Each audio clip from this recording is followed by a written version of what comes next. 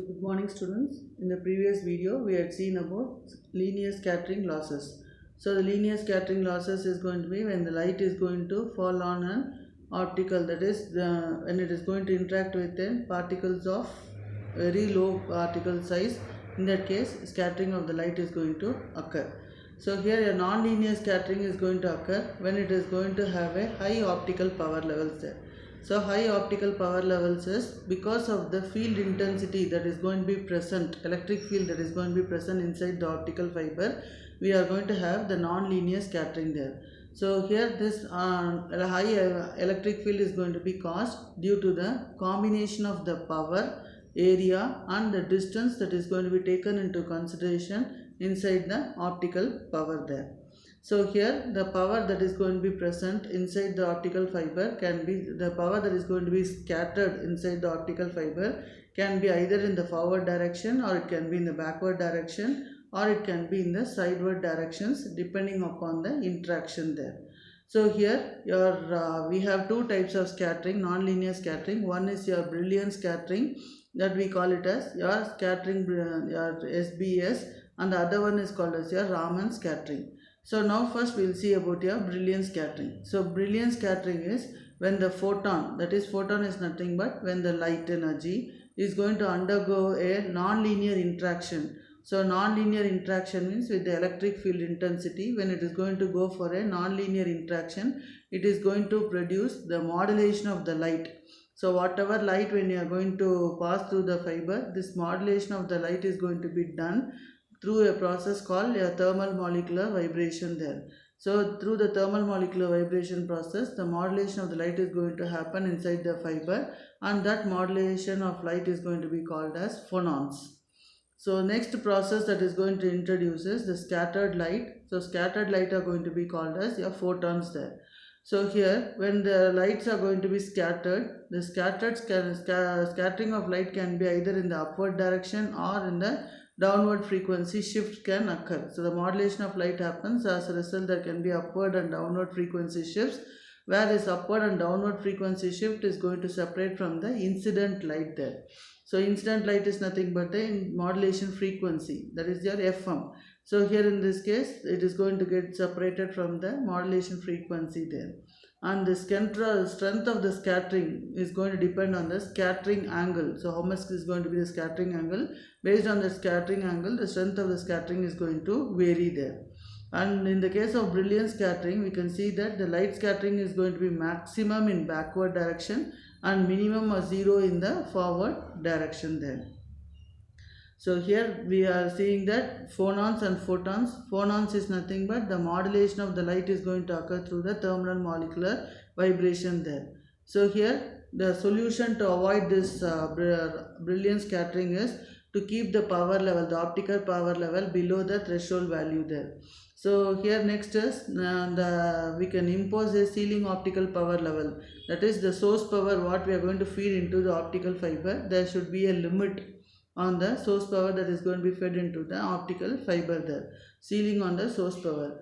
Next is the threshold power can be given as your PBI, that is your BI is nothing but your Brillouin scattering is going to be given as 4.4 into 10 power minus 3 d square lambda square alpha dB into V watts, where d is nothing but the core diameter of the fiber, and in micrometers, lambda is nothing but the operating wavelength in micrometers, and alpha dB is the fiber attenuation in decibels per kilometer, and V is going to be the source bandwidth there.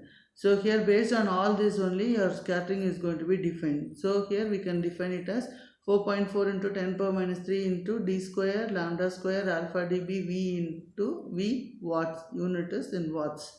Next type of scattering is going to be your Raman scattering. So we define it as SRS. So here in this case the non-linear scattering is going to produce a high frequency phonon. So in the case of your Brillouin scattering, it was low frequency phonon, but in this case we are going to have a high frequency phonon. That is when the light is induced, we are going to have a high frequency phonons to be produced. The modulation is going to happen, and that frequency is going to be called as optical frequency there. And we are going to have, as usual, here scattered photons. But in the case of Raman scattering, the scattering is going to be only in the forward direction. So when the scattering is going to be in the forward direction, the power is not going to be lost. And the power level threshold can be kept as your PR, Raman scattering is, the power level of your Raman scattering is 5.9 into 10 power minus 2 into d square lambda alpha dB watts. We know that d is nothing but the diameter of the core, lambda is the operating wavelength, alpha dB is the attenuation in decibels per kilometer. So here in this case, the scattering is going to depend upon the diameter, the operating wavelength as well as the attenuation constant on attenuation loss. So how we can reduce your Raman scattering losses? By keeping the power level below the threshold value, and we can use it in a single channel fiber. And when the brilliant threshold lower is going to be, threshold power level is going to be lower than the Raman, and then we are going to determine the power ceiling, that is the optical power that should be coupled into the fiber should also be in a controlled way. So in that case, it should be below the threshold value there. So we can see that your Raman scattering can be avoided. So now we'll see a problem there. A long single mode optical fiber has an attenuation of 0.5 decibels per kilometer.